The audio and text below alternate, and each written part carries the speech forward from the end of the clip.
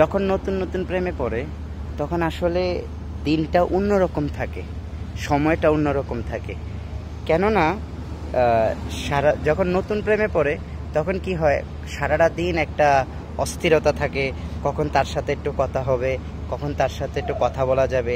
কাজের ফাঁকে তার একটু টাইম বাইর করা হয় তার সাথে কথা বলার জন্য, এমন একটা ছটপট করে।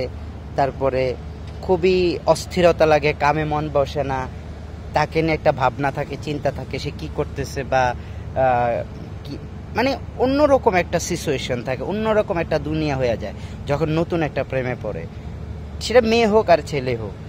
আর সময়টা তখন অন্যরকম থাকে।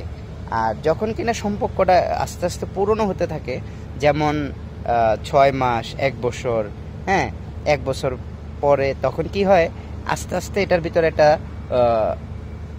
প্রথম অবস্থায় কিন্তু সেই ভালোবাসা থাকে, রঙিন স্বপ্ন থাকে, রঙিন অনেক রঙিন রঙিন ভালোবাসা, আশা আকাঙ্ক্ষার স্বপ্ন, হ্যাঁ অনেক কিছু দেখানো হয়, অনেক কিছু করা হয়।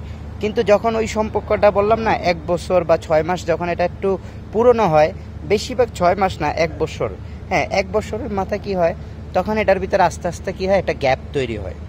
হ্যাঁ তখন একটা কেমন জানি আস্তে আস্তে মানুষের, সেটা আমি হই বা ছেলে হোক মেয়ে হোক, হ্যাঁ ও আপনি হন বা যেই হোক, এটা কিন্তু আস্তে আস্তে তখন টাইমটা সময়টা অনেকটা চেঞ্জ হয়ে যায়, মানুষের চরিত্রটাও অনেকটা তার প্রকাশ পায়, দূরত্ব বাড়ে। তখন কি হয়, যখন আপনি তাকে ফোন দিবেন তখন সে কি বলবে, অজুহাত দেখাবে, আজকে এই সমস্যা, এখন আমার সামনে আমার মা আছে, ভাই আছে বা ভাবি আছে, বাপ আছে, আমি কথা বলতে পারতেছি না, হ্যাঁ এরকম একটা মানে একটা প্রবলেম তৈরি হয়। আর যখন নতুন প্রেমে পড়ে না, যদি আপনার ফোনটা বন্ধ থাকে সে পাগল হয়ে যায়। যখন নতুন প্রেমে পড়ে যদি আপনাকে কলটা রিসিভ না করেন, সে অস্থিরতা দেখায়, সে আপনার সাথে ঝগড়া করবে, হ্যাঁ তারপরে নাম্বারে কল দিবে, কেন ফোনটা রিসিভ হইতেছে না, মানে এতটা উতালা থাকে।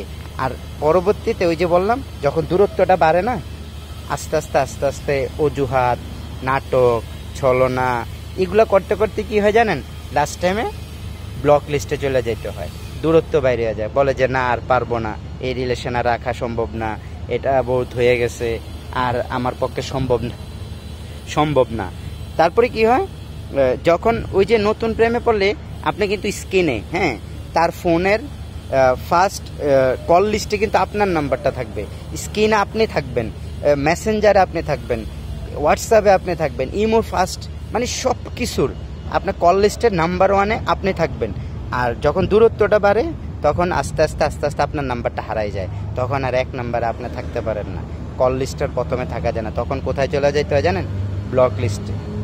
তো কখনো কখনো ব্লক লিস্টে, মানে কখনো না, ব্লক লিস্টে চলে যেত, তো কখনো কি করে, মাঝে মধ্যে সে নক করে, হ্যাঁ নক করবে, বা যদি কোনো প্রবলেমও হবে বা হঠাৎ আপনার কথা মনে পড়ে, তখন কি করে, সে ব্লক লিস্টটা খুলে আপনাকে স্মরণ করার পর আবার ব্লক করে ফেলে। তো এরকম রিলেশনে আমি মনে করি আপনারা যারা আছেন থাকার দরকার নেই। আর আমি কথাগুলো কাকে মেনশন করে বলছি এটা হয়তো বুঝতে পারছেন, ঠিক আছে, সে বুঝতে পারবে। তো আমি সবার উদ্দেশ্যেই বললাম, যারা এরকম রিলেশনে আছেন এখনও সময় আছে, ওটার থেকে দূরে চলে যান। আর যাকে বলার আমি সে বুঝে নিবে আমার ভিডিওটা দেখার পরে, ঠিক আছে। ওকে, ভালো থাকো, আল্লাহ হাফেজ।